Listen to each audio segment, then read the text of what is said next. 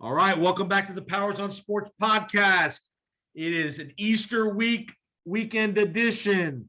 It is the birth of the USFL edition of the Powers on Sports podcast. We're going to talk a little football with my co-host in the fall for Buccaneers pre-halftime and post-game. My man, the host of the Sports Web down here in Tampa. He covers MMA, he covers USF Bulls. He's part of the Amped Up Sports Network now. He's big time in me, leaving me in the dust. Welcome back, one Peter Blake. Not at all, leaving you in the dust. You're my tag team partner in the world, and our old friend there, Mr. TJ Reeves, is Freddie Blassie. He's right now screaming at us, "You pencil neck geeks, get on the line there. Get on the mic. Let's talk some sports." So no, I know you're a wrestling guy. I saw a very good documentary the other night on USA Network about the Nature Boy himself, Ric Flair. It was good. Had some different stuff. I know ESPN did their own 30 for 30 on Slick Rick. USA Network with the WWE did a little hour-long thing. It was good. They had some good stuff with he and Dusty Rhodes, he and the Four Horsemen, some of the good interview spots. So I know you're a big wrestling guy. Check it out. YouTube it or whatever we got to do to watch it. It's a good hour-long documentary on the Nature Boy, Ric Flair. And I think it's on Peacock, and it's called Evil. Evil, yes. Yes, and I heard it was really good, so I got to watch that. I definitely got to watch Ric Flair because he's definitely one of the best heels, if not the best heel of all time, with one of the best wrestling factions of all time, kids. No, it's not NWO. No, it's not D-Generation X. It is the Four Horsemen. No, that was the best. Yes. That was the best, the original best, and forever will be the best quartet or whatever, group or whatever you want to call it in wrestling history. Well, they had Lex Luger and Sting, and then you would always know they would turn on them. Hold on now. The originals were not those guys. Right. The originals were Flair, Tully Blanchard, Ole Anderson, and Arn Anderson, the Minnesota Wrecking Crew, with J.J. Dillon as the manager. Crazy crew there. J.J. Dillon, of course, you see him throughout the years getting older and older as the commissioner, WCW, Ric Flair, all his guys getting older, but and then Dusty going against them. And you and I are both Tampa guys. Yep. J.J. Dillon was a stalwart down here in the Tampa, in the Florida Championship Wrestling era with Gordon Soley, Dusty Rhodes down here, Mike Graham. J.J. Dillon was a stalwart down here in Florida. Kevin Sullivan. I mean, that is the history of wrestling that nobody talks about. They always talk about Hogan. Yes, Hogan is from here. Macho Man is from here. But that was also the original crew there. Florida Championship Wrestling. On Briscoe Brothers. Jack and Jerry Briscoe. Yeah. On WTOG 44 on Saturday nights at what? 7 o'clock. 7 o'clock, brother. Gordon Soley here from the Sunshine State at the Fort Homer Hesterly Armory. I love it. I wish I was a kid again. Honestly, you can always go back to YouTube, I guess, right? That's right. All right, let's get to some football, my brother. Yes. Got the NFL draft coming up in a couple weeks. We're about 2 weeks away from the NFL draft. Going to be out in Vegas this year. Will be a massive spectacle coming out of COVID. You know, I don't know. I think they're doing it on the strip somewhere at the end of the strip, I believe. I think they're doing it at Allegiant Stadium, I believe. I thought they were. I mean, is it on the strip somewhere? I mean, is there any hype this year with the draft? Are you hyped up? I don't know. I'm not hyped up, and I guess it's a year where you don't have a lot of quarterbacks pushing that hype. You had that last year. I agree. You had some intrigue.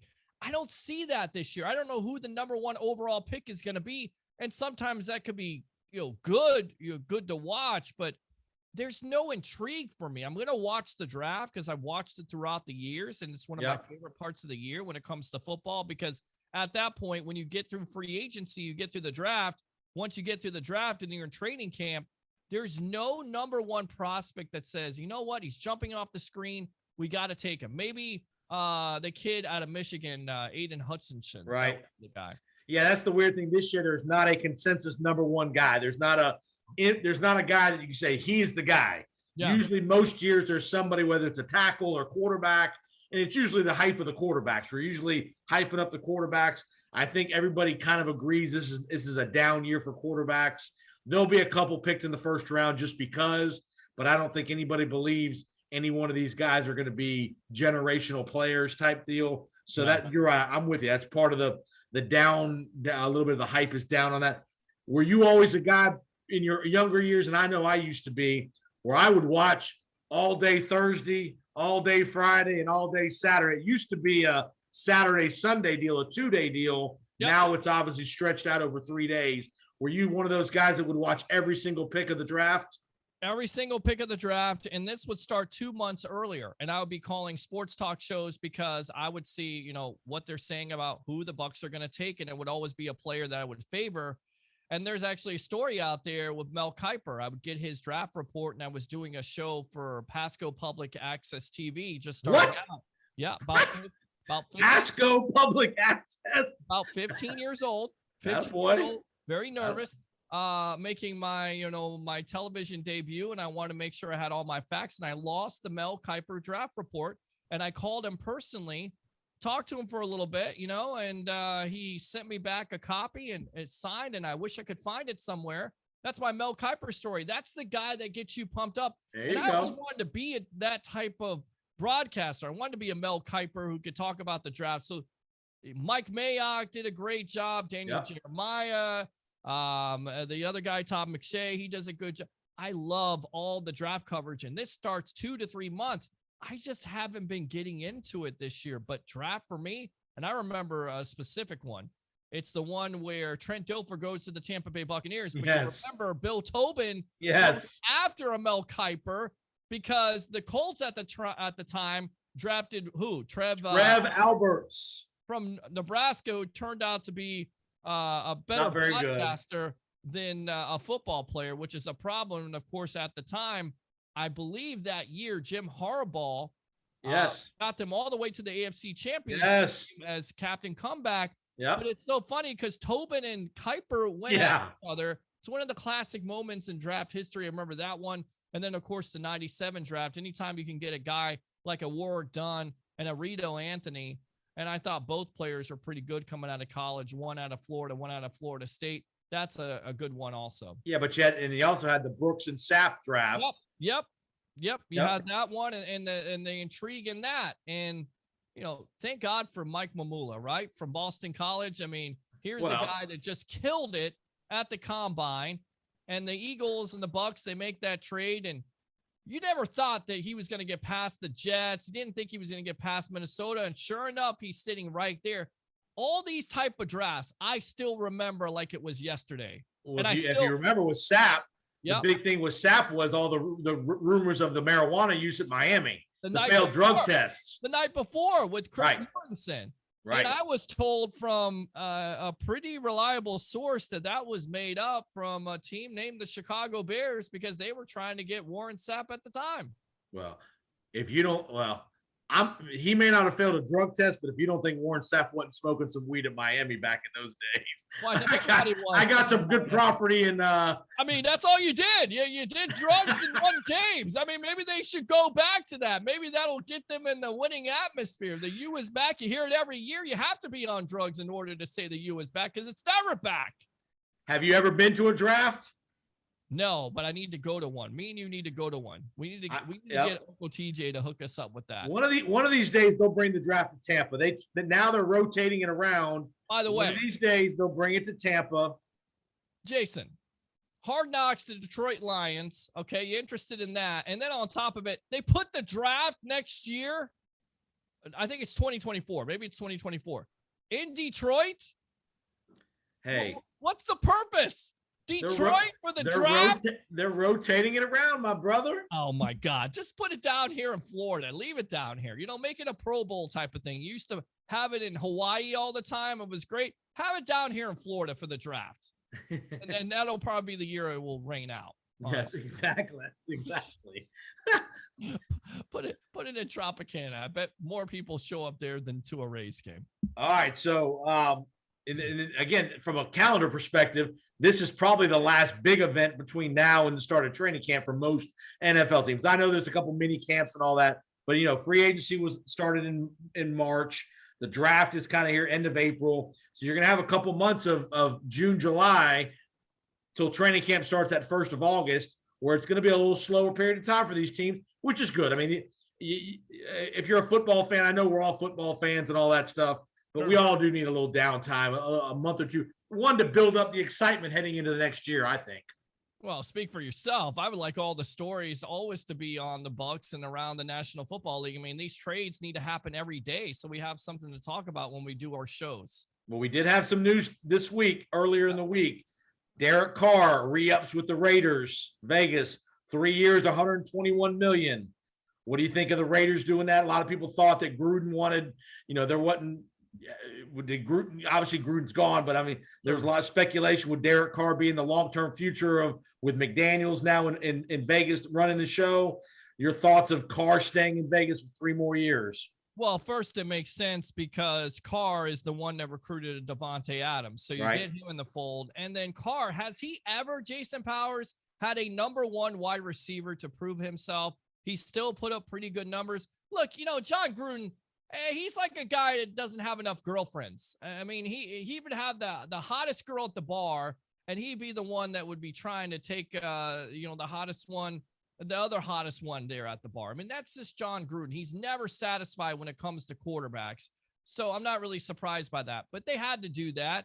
It solidifies their team. He is their franchise quarterback. There's no more silly rumors of him being traded. So yeah, I like the move, and I think he's been pretty productive.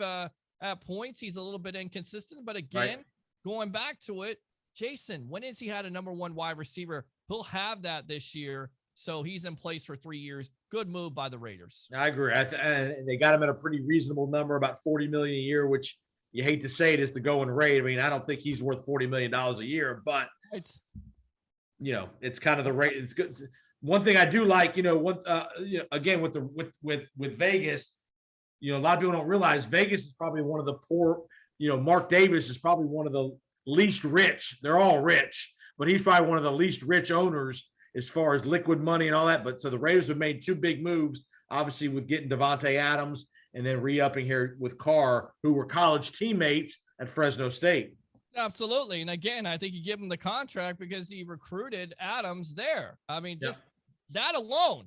And everybody's like, well, his production's going to go down because Carr's not that good of a quarterback like Rodgers. I disagree. I think his production will maybe go down just a little bit, but that team is going to be in contention. It's a tough division. I think the Raiders are ready to compete. So, signing your franchise quarterback to a 3-year deal once again kills all those rumors at this juncture.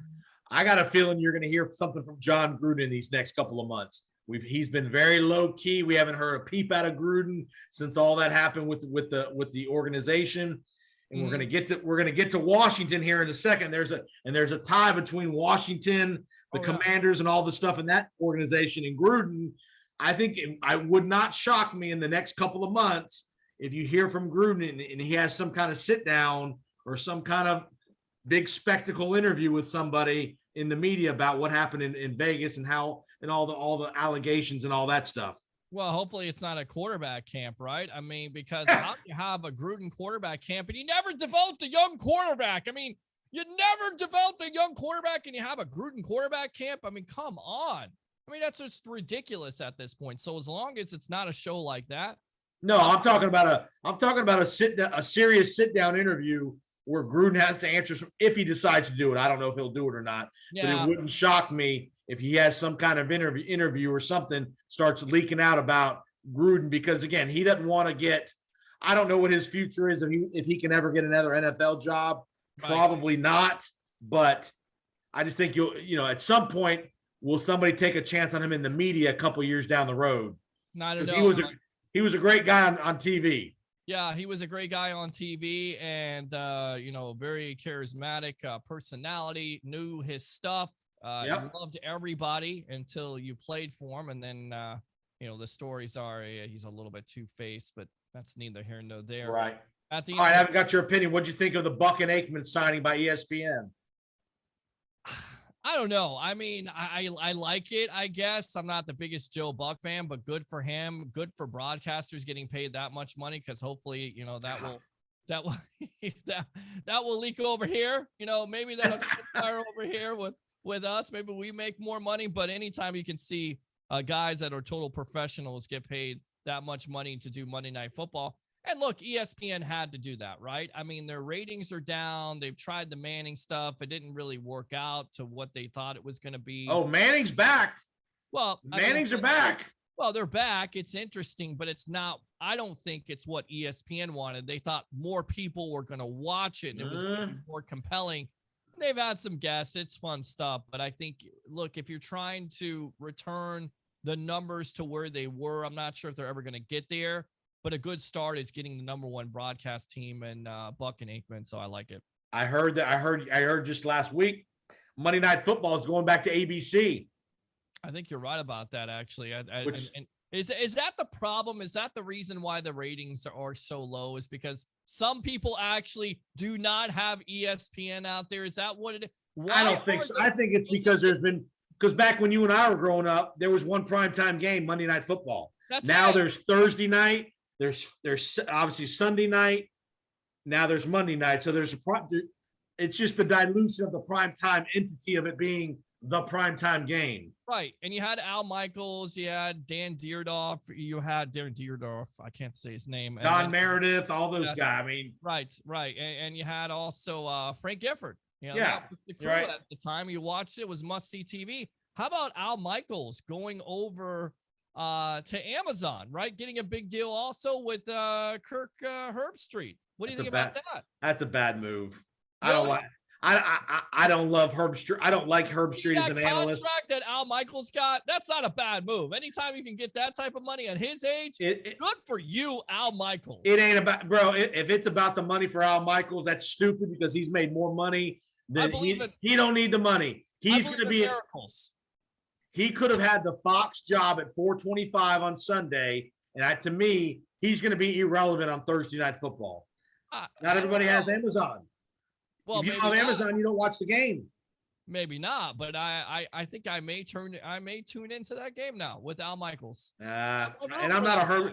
I don't love miracles. I don't love Herbstreit as an analyst at all. He knows his stuff when it comes to college football. So I think it. Yeah. Except we're not doing college football. But he does have some type of advantage, doesn't he, Jason Powers? I mean, he's seen the college game with some of those prospects coming in. It's an absolute astute point on your part. Can he transition to the NFL game? Does he know enough about the NFL game where it can be compelling TV? Herbstreit is never critical of anybody. That's the part. Everybody's great. Everybody's this. It's never. If you're going to be a good analyst, and say what you want about Aikman and Collinsworth and those guys, but the good analysts are the guys that are not afraid to take a shot, not a shot, but be critical and be fair when it's time to be fair and honest about poor play or poor quarterback play or poor coaching. That's why it was so odd with John Gruden, right? Because it seemed like he loved everybody, but he was still compelling. So I think it can work. I'm an optimist, and once again, anytime a sports broadcaster can get paid that much. I'm not. Yeah, I mean, sure. Yeah, good. But again, for Al Michaels, who's 75 years old, how's he going to be able to spend $15 million a year when he's already been making X number of $1 million a year for the last 30 years? I wish I was his consultant because I could. I got you. I get it. There's definitely some things we could spend $15 million on. Okay. What'd you think of Fox elevating Kevin Burkhardt to the number one spot? I like him. I like him too. He's much more exciting than Buck, and he's been around. He's called baseball before. Very intelligent. He's exciting. He gets me into the game. That's the reason why I would definitely. Sounds like Greg Olson is going to be promoted to the number one analyst job too. He's good with Burkhardt. So I mean, he's very good. I think he's very good. I'm surprised that he's been promoted so soon quickly. But they love that name factor. And Olson, when he was a commentator, and I think he was starting off with the XFL. He was impressive. So he does a good job. I'll give him credit. Yep. I'll give him credit for sure. All right, let's transition to the Washington Commanders. Big report coming out this week. There's been speculation for the last couple of weeks that that the Washington franchise more problems with the organization, not just the misconduct stuff with the sexual misconduct and the stuff with the HR and all that. Big revelation that Daniel Snyder might have been stealing money from these other owners by not reporting revenues that were to be shared by the other 32 owners. Congress has gotten involved. There's some reports that there's some validity to the allegations about Snyder skimming money off the top, not reporting it to the league, things like that. To me, if he's guilty of this, he's going to get Donald Sterling out of this league by the end of 2022. He should have already been Donald Sterling out of this league with all the sexual accusations and all the reports coming in. It's a completely messy situation. It's never gotten any better. The only reason why Snyder is still around is because supposedly he's a good guy and he's making all the money for the owners. But guess what? The reason why he's rich is because he's stealing from you idiotic owners for not removing him in the first place. The NFL should take a stand. This guy does not belong in the National Football League. If you're talking about players and coaches representing the Shield correctly, why in the world is Daniel Snyder still an owner in this league? I have no idea. He needs to be removed. It's not shocking to me. It's not a revelation. It's reality. It's a reality check. He's a crook. He's a scumbag, and he belongs nowhere near in NFL ownership. Whether it's the Washington Redskins, the Commanders, you can try to paint a pig all you want to, but it's a pig at the end of the day. I'm with you because these other owners can overlook some misconduct off the field kind of stuff. But if it's determined that he was, and it's pretty much come out that he was taking money, not reporting a lot of income relative to ticket sales and road tickets and all that stuff to the league, which would have been split amongst the other 31 owners, that will be a get the hell out of Dodge and don't let the door hit you in the ass moment quickly by Roger Goodell and company. Well, it should be. And I tell you right now, it's probably from all that money they did those cheerleading calendars from. Who knows? I mean, I just would not rule it out from him. And I'll tell you right now, Jerry Jones has had some allegations lately. They need to look into him. And Stephen Ross, he needs to be out. I'm throwing everybody out. Throw them all out. Throw them all out. Throw Stephen Ross out, Daniel Snyder, even Haslam in Cleveland if he did some wrongdoing there. The NFL needs to take a stand, and it's not just against their players and their coaches. It's also against the owners. Do it right. Do it across the board. Well, I wouldn't expect them to do more than one owner at a time, but I think Snyder will be at the top of the list very quickly here. And again, that'll be something here in this next, as soon as the draft's over in a couple of weeks, that might go to the forefront of the news cycle is what these other owners are going to do with Daniel Snyder in Washington. Just have it, reported by Adam Schefter. Have him report this during the draft. In fact, just make it an event. Bring out all the owners, have the fans cheer or boo, and then fire them right on the spot. That is must-see TV, my friend. And speaking of the Commanders, we do have to talk about the sad news. Former first-round draft pick Dwayne Haskins passes away, gets in a car. We're not sure what all the details yet down in Miami. Sounds like he got hit on the side of the road by a truck. What he's doing, walking down an interstate, emergency lane or shoulder, whatever the details are, I don't know. But it's a sad situation for a young guy who was 24 years old. I know he hadn't had a great NFL career by any means at this point, but that does, that obviously there's no nowhere that we should feel bad for him. We should feel bad for him for losing his life for sure, because from all indications, he was a good guy, good teammate. Again, forget about the on-field success. Sounds like he was a pretty decent guy off the field, and just tragic news. Yeah, young guy, 24 years old, going to be 25 in just a couple months here. Disappointing down there, training to be a Pittsburgh Steelers quarterback. And, of course, it didn't work out in the National Football League. But don't tell Adam Schefter and Gil Brandt that, because they decided to tweet out, instead of tweeting out, a young man who's 24 years old as a former quarterback is dead. Well, he struggled with Washington. And I mean, just be a human being. How about that? Instead of trying to be first all the time, just be a human being. Just report on the story and call it a day. Stop trying to get clicks. Stop trying to get likes. Stop trying to get clout and do your job. And it's weird too, because Schefter's been involved in 2 or 3 of these kind of snafus in the last couple of years where he's either been insensitive or tweeted out stuff he shouldn't have been tweeting. So, and I know he just re-upped with ESPN because say what you want. He's the number 1 NFL insider there is.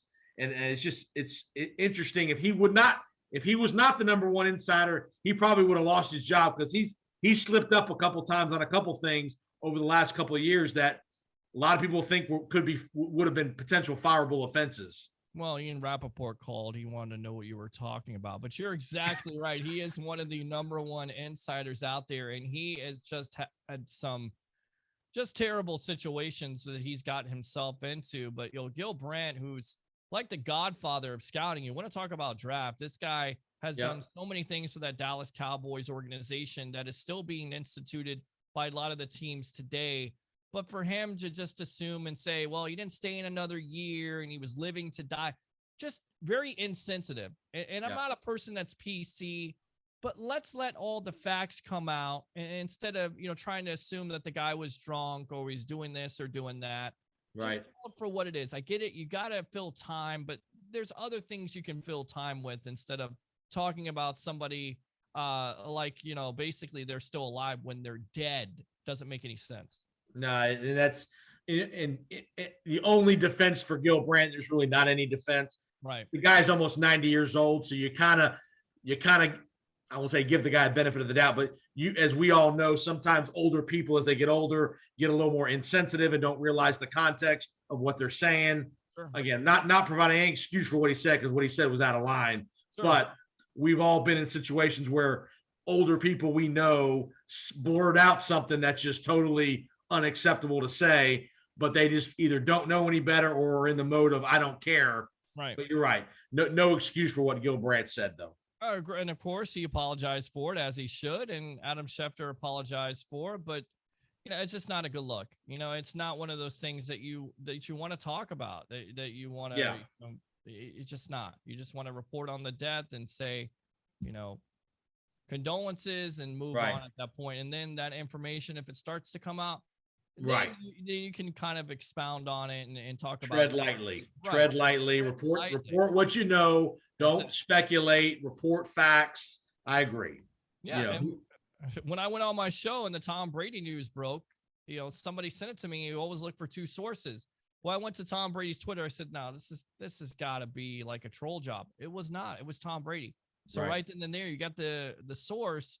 Right. I think there's reporters out there, and look, they do a phenomenal job, but it's your job. You're getting paid millions of dollars to be an insider. Do your job right. Have some integrity at the end of the day. And if you're not checking your sources, you're making up things. And we've heard Schefter say this in the past year here, where he's hearing this and hearing that and just reporting it. I mean, it's just crazy. The whole thing is crazy. All right, listen to the Powers on Sports podcast. I'm Jason, along with Peter Blake, host of the Sports Web. Tell everybody where they can find you online, Peter. Yeah, absolutely. Plenty of places to find me. You got to look on Facebook. I love St. Pete, Amped Up Sports, the hub, and of course, like and subscribe to the Sports Web on YouTube. All right, let's go from one league to the start of another league coming up this weekend, Easter weekend. Birmingham, Alabama, my former home, is going to be the hub of the new look USFL. All 8 teams are going to be housed in Birmingham. All the games are in Birmingham. They got a television contract. Fox and NBC is going to be broadcasting all the games, not just some of them. There's going to be 2 games on Saturday, 2 games every Sunday for 10 weeks. Then there's going to be a semifinal and a final championship game. Your thoughts of the new look USFL? A lot of big name former NFL guys are involved in the league as coaches. Todd Haley's coaching the Tampa team. I know there's other guy, Jeff Fisher. You got some other names, notable names that are coaching some of these teams. Just your thought of spring football, and is there a chance that this developmental league, like the old USFL back in the early 80s, which had some traction, which had a lot of NFL guys that came out of that league, Reggie White, Steve Young, Jim Kelly, Herschel Walker, those kind of guys, Doug Flutie. Does this new look USFL have a chance to make it here? It's possible because, again, you got the TV contracts, right? You have NBC, you have Fox Sports that are behind it. You've got some talent when it comes to coaching. You've got some names that have been in the National Football League, some possible, potential guys that are sleepers that haven't gotten their opportunity. Yep. And I hope the Bandits are better than the Tampa Bay Vipers. God, anything would be better than that. I mean, it's just who was the coach there? Was it Trestman? Mark Trestman. Yes. Todd Haley now. I mean, and people say, well, he didn't do quite well with the Kansas City Chiefs. But you know what? He was the offensive coordinator under Ben Roethlisberger, and some of the best years that Roethlisberger had at quarterback was because of him. So hopefully that can rub off on a Jordan Tiamu. I hope I'm who? Jordan Tiamu. Yeah, I know who that is. Yeah, the guy from Ole Miss, played at Ole Miss. Yes. I mean, he's got potential, 6'4", played at Ole Miss, played in St. Louis or the AAF. Yeah. So we'll see what happens. I mean, I'm excited. I'm absolutely excited about it. In fact, I told you tonight on my show, I'm probably going to be the only one that's going to do a pregame show and halftime and I'm going to take advantage of it, baby. It's football at the end of the day. Yeah, it's Easter, but it's football for me. So football all year round. I love it. It will be interesting to see what the ratings are, the TV ratings. I think that'll be an important part of how, obviously you need the broadcast funding to help pay the salaries and the operational costs to run a league.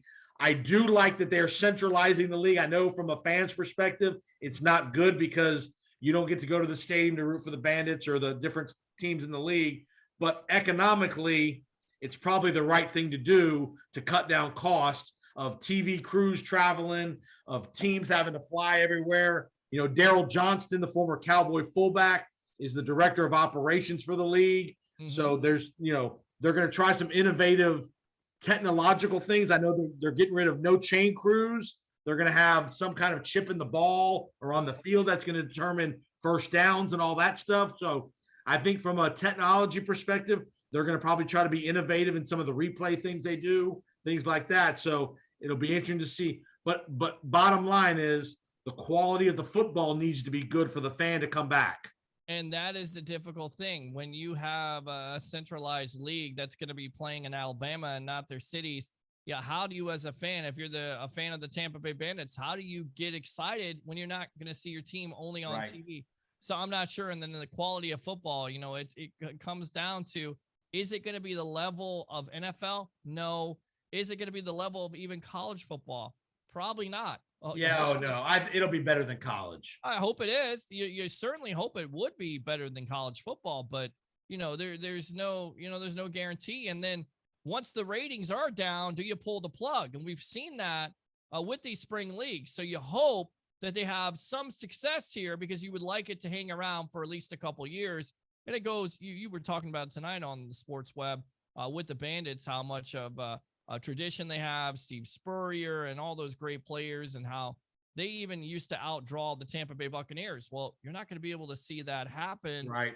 But who knows? Maybe I think there's always a chance for a following when it comes to football. I just think it's tough when they're all once again centralized in Alabama. What I think might happen is they're probably going to give it a 1-year trial of centralizing it. Mm-hmm. And if it gets a little traction, then I think next year they'll let the teams go back to their town. Sure. So obviously in year 2, which obviously, hopefully there'll be some fan support. There'll be a little more of branding that's taking place in the town, in the city that they're in. So, year 1, I think it's a smart idea. I don't think it would be a smart idea long-term to centralize everything, but hopefully it can financially be viable after year 1 to allow the Bandits to come back here and all the other cities that they're going to be somewhat successful. And I hope they give everybody media access to it, because you want to promote it. Yes. You want to talk about it. You want to have the opportunity to get to know these players and these personalities. And that is the key. I mean, even though they're in Alabama, you have Zoom meetings. So, let's get to know these players. Let's promote the coach and the coaching staff and who to watch for. Let's treat it like the Tampa Bay Buccaneers. And, I'm hoping my show can do that. And I'm hoping we get the access to do it. So I think there's an opportunity there. Anytime you have football, I'm all in, my friend. I got you. So you'll be tuned in every Saturday and Sunday night for Bandit Ball, huh? Hey man, I'm not married. I got no kids, and there's no I'm a sports fan for life. That's just all is to it. That's what I look forward to. I love it. What'd you think of the Final Four? Did you watch any of the Final Four? I did. I watched it. I watched most of the championship game. I was not surprised that North Carolina beat Duke. I thought it would be a great story if Coach K could play in the championship game Right. into the sunset, but Carolina was too good, especially on the perimeter. They have plenty of players, like 4 players that score 20 points or more.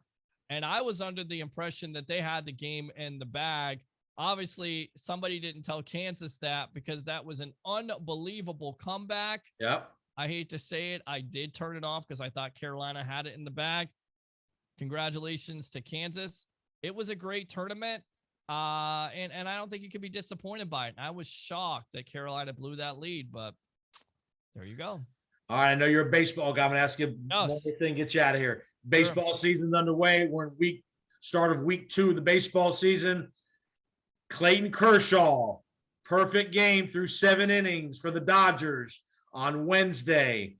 Dave Roberts comes out with the old analytics hook after 80 pitches, 7-inning perfect game in the books.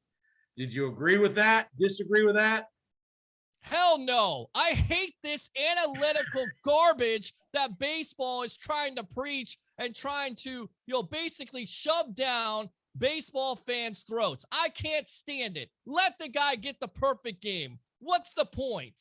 I don't understand it. You're up. How much are you up in that game? You went went 3-0. I think it was 3-0 at the time. Oh God, just let him finish the game. Let him get the perfect game. You don't know if he's ever going to have a chance to do that again. Kershaw's one of the greatest pitchers of our time. And what would look even better than that is a perfect game on his resume. Shame on you, baseball, for subscribing to this nonsensical garbage that you continue to do year after year. It still pisses me off. And I still think there's a lot of baseball fans out there that are sitting there throwing their remote at the television because they don't have a pitcher who's pitching a perfect game, and you decide to take him out for the friggin' bullpen. I absolutely hate it. In fact, Kershaw, when he was asked to get off the mound, should have gave Roberts the middle finger. Now, that would have been more entertaining than taking him out and replacing him for the bullpen. Here, before I don't disagree with what you're saying, but let me give you a couple of counterpoints. Okay.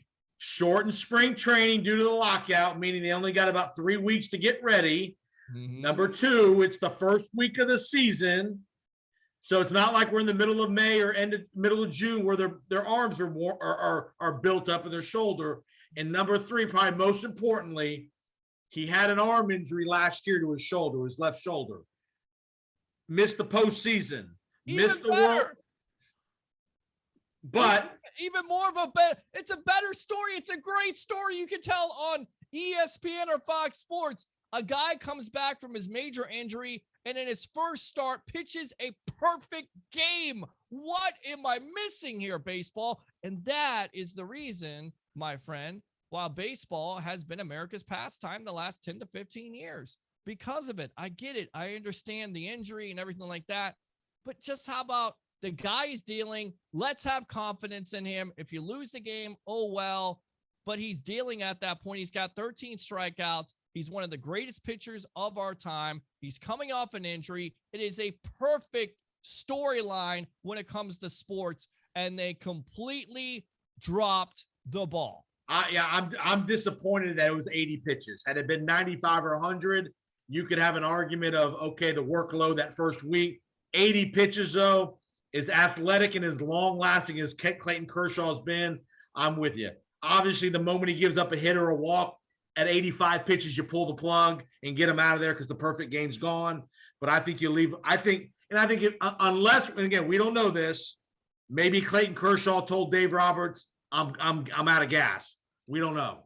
Right. We don't know, but it reminds me of an old movie called Major League 2. Remember when Rick Vaughn comes out, he's the wild thing and he's developing all these pitches and he pitches like 5 and then he goes, I'm done for the night. That's it. You only pitch like 4 or 5 pitches. You're done. I mean, that's what it is for baseball right now. It's like watching a Rays game, go 4 innings. 4 innings is a quality game. I remember when pitchers used to go 6, 7, 8. Yeah. I mean, 4 innings? I get it. No spring training, but come on. These pitchers have pitched before. Let's not act like, it's the first time of them discovering fire or something. Give me a break. I know this. there would be some other pitchers that we could talk about, Max Scherzer or Verlander, that would have told Dave Roberts, get the hell back in the dugout. Yeah. I know that. Again, I don't know what Clayton Kershaw said or didn't say to Roberts, but I know Verlander or Scherzer, Dwight Gooden back in the day, they'd have pointed right back to the dugout.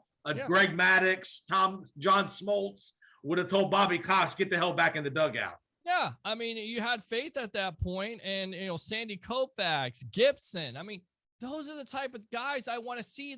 That's what baseball should be doing. And what they're saying is, well, those guys after 10 years didn't have an arm. We got players that are better, have better eating habit. And I say all the time, okay, well, if they're better players and they have better eating habits and better workouts, why are they injured more than the players of yesteryear? It makes no sense. Make it make sense, Jason Powers.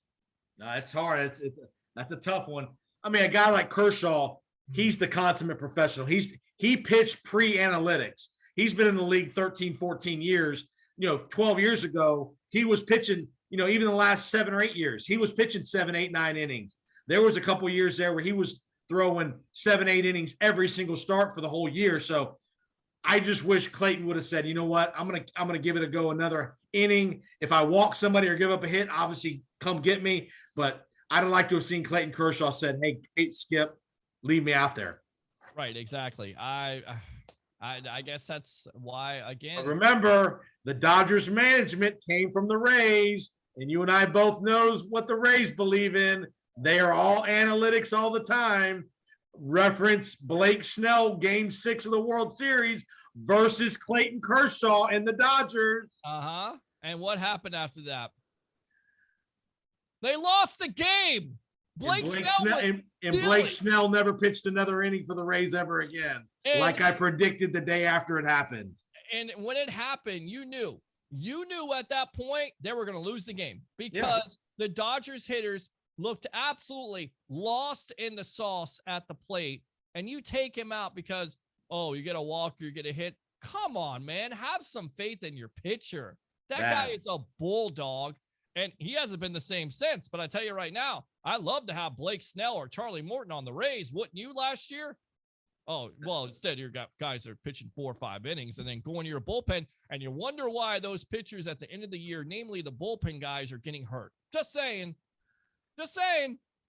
That wasn't a Stu Sternberg problem there. That was a Kevin Cash problem. I don't know about that. The guys in the front office making those decisions with their pocketbooks, because if you think about it, the less time you pitch some of these players, okay, the less innings they have, the less you have to pay them. No. Yes. What? Yeah. The less time because if you pitch a guy 4 or 5 innings every game, they're not going to have all the innings that some of these primetime pitchers would have. And then on top of it, they're not going to even have quality wins, because if they're only going 4 or 5 innings, what is it? You have to qualify? I mean, come on now, man. True, I was born at night, but I wasn't born last night. And that is a Stu thing. That is a Stu thing. That's the thing that pisses me off about the Rays. But I get it. They got 100 wins last year. They just had a tired out pitching staff that was relatively young. They could have used Morton or Snell, but you know what? We're good. We're good with that. We're good with wearing out a bullpen. By the way, look at all the injuries they've had at the start of the year.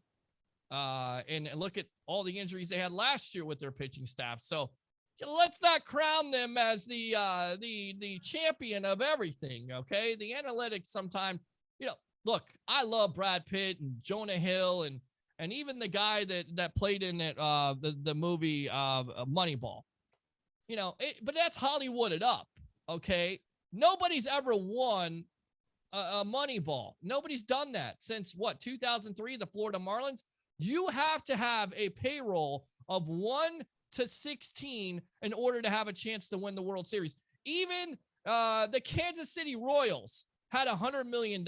So enough with the Moneyball and all this romantical stuff about how it's great. They're not spending money. I mean, look, you want to crown them being cheap. I just crown them doing half-ass. That's what I'll say. You have your season tickets to the Rays? I do not. I do not have season tickets to the Rays. Look, I would love to pay for Rays tickets, but unfortunately, Jason Powers, I just found out the other day that I actually have to find a place to live on June 1st. And here's why. Yeah. The place I'm paying for is $650. Okay. My landlord said, look, I got to rent this out to my son. So I said, okay, what can he say at that point? At the time, my dad gave me the place. So he's renting it out to me. I go out in this market. Good luck. I can't even think about going to a baseball game, let alone getting season tickets. Yeah. I mean, you can't even live right now for under $1,000. If you get a 1 or 2 bedroom, you're $1,000. You'd be lucky to find a place be lucky to find a place for $1,800. Find a shack. I found a shack for 450 square foot. Go to my bathroom. It's probably as big as that right now for $650. I'm not going there. I mean, it's an eye-opening experience. So as much as I love the Rays and sports in general, I just can't afford the season tickets at this point. And I don't even know if I would pay for it. Would I pay for Lightning season tickets? Probably. Bucks season tickets? Oh, absolutely. The Rays, look, spend some money. Spend to the Major League Baseball average. We'll talk about it. You know how I feel about it. You always like to poke the bear a little bit. That's all right. We have some good spirited discussions about the Rays and their philosophy. And I'm with you to a degree on some of the stuff, but I don't think it's all Stu Sternberg's fault. I think sometimes he's put out a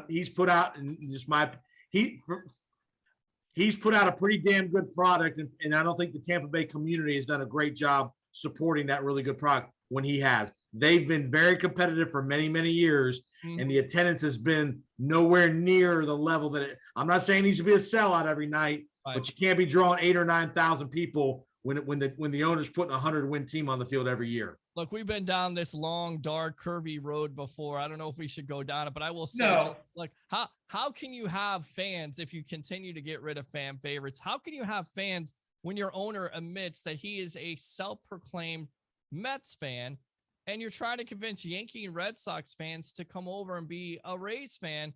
And how can you have fans? I mean, it's like winners. It's called winning. Right. Fans like winning. Haven't won a World Series. Okay. The Florida Marlins have won 2 World Series. But the guy's won a lot of games. He's been in the World Series. He's been in championship series. He's taken down the big bad Yankees and the mighty Red Sox. He's beaten some big ass teams. I agree. And the community doesn't show up until it's game 3 of the playoffs. That's my issue. Why do the fans show up in the playoffs for 35,000, but they won't show up in July, September, and August when they're in the pennant race? That's my problem. Because you still their hope. Because you get rid of fan favorites. They don't know who these guys are. I get it. They may be talented, have a lot of potential, talented prospects, and they surprise a lot of people.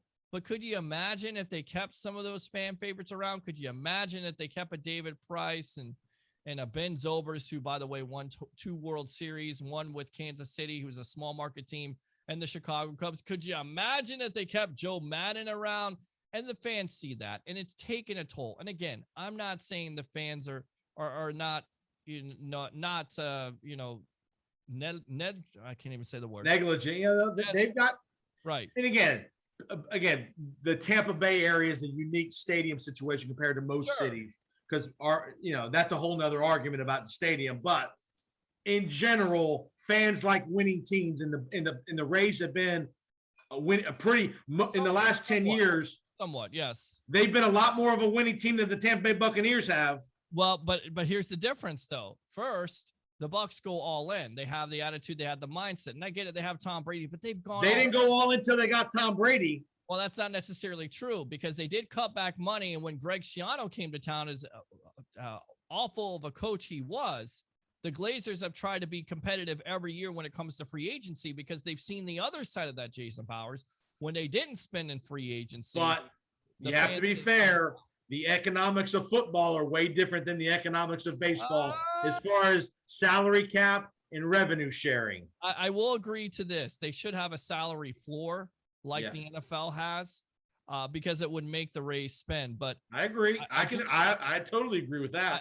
I'm not going to sit here and say that the Rays are the sisters of the poor. Okay. They're not, because they're getting money from the Yankees and the Red Sox, and they're also getting TV money.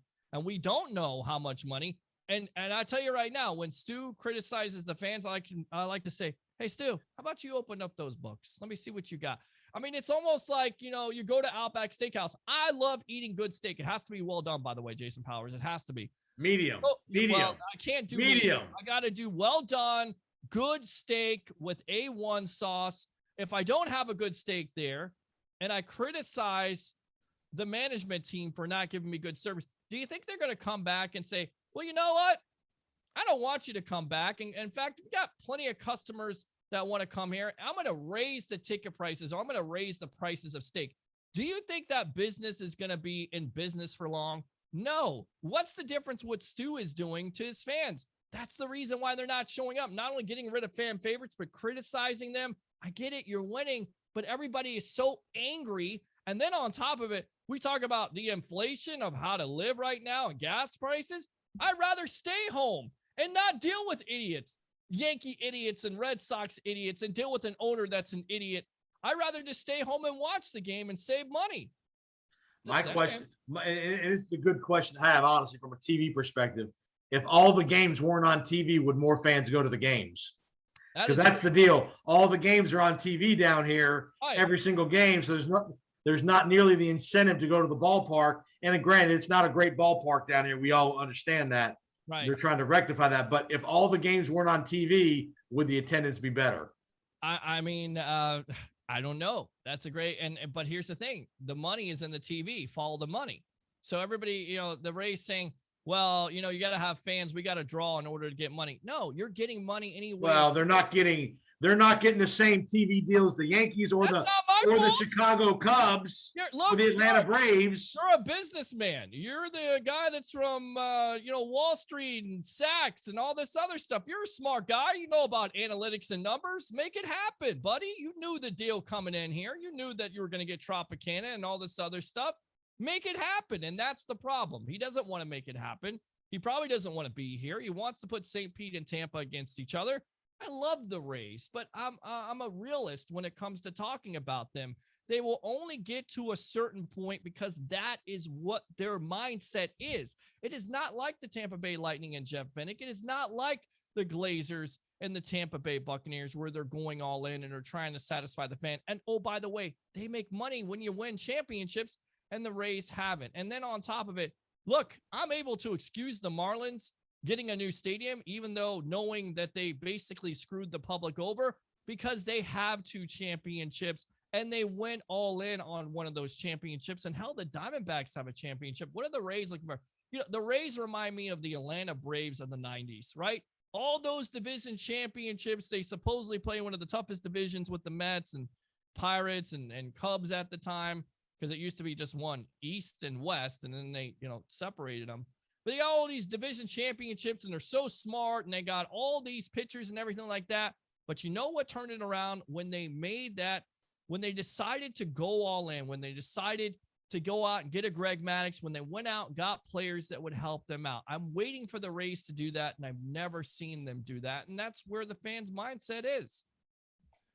All right. Good input there, Mr. Blake. I know you're a very spirited fan and a very animated opinion, which I like. That's what we like here on the Powers on Sports podcast. All right. Tell everybody where they can find you one more time before we get you out of here. Yeah, Monday and Wednesday nights, 9:00 on the Evolution of Sports Talk Television live on I Love St. Pete, The Hub, and Amped Up Sports. Of course, like and subscribe to the Sports Web on YouTube. Do 3 things for me as I get real passionate here on the Powers on Sports podcast. Bring your passion, bring your excitement. Just don't bring any nonsense. I'm your host, Peter Blake, giving you something to think about. And remember, fans, you can check out the video interview if you want to see our video interview on the YouTube channel, Powers on Sports YouTube channel. Subscribe. Peter and I are also going to be doing, we also co-host the No Quarter Given podcast as part of the buckpower.com podcast network. We're going to be doing a little pre-draft podcast here in the next week or so, leading up to the NFL draft. We put out a free agency podcast. So actually, Peter, I talked to our buddy Paul Stewart yesterday on Zoom all the way to England, and we've got some ideas for a couple things we're going to be doing in the summertime and next year. So got some good things for the No Quarter Given podcast. Well, I love it. I love the No Quarter Given podcast on the Buck Power podcast network. I'm looking forward to working with you, my tag team partner of the world. And where's that Uncle TJ at? That Freddie Blassie, you pencil neck geeks. I swear I can hear him saying that to us. Get back on the mic, you pencil neck geek. Well, TJ still recovering from getting back from the Final Four. He was in New Orleans for the Final Four. That guy works and works and works. I want to be like him when I grow up. He does a lot of good stuff, man. A lot of great stuff. All right, folks. Thanks for tuning in. Happy Easter weekend, everybody. The USFL is rising. I know lots of you guys will be rising this weekend for some Easter service. Good luck. Have fun with your family. Be nice to your family this weekend for Easter. The USFL's back. Powers on Sports podcast is back after a week off, and we'll be back next week. We're gonna have a big guest next week, by the way, Peter Blake. I can't tell you who it is. All right. We're gonna have the next couple of episodes. Gonna have couple big guests. All right. Big. All right, Peter Blake. Thanks, sir. We'll talk soon, and we'll see you next time on the Powers on Sports podcast.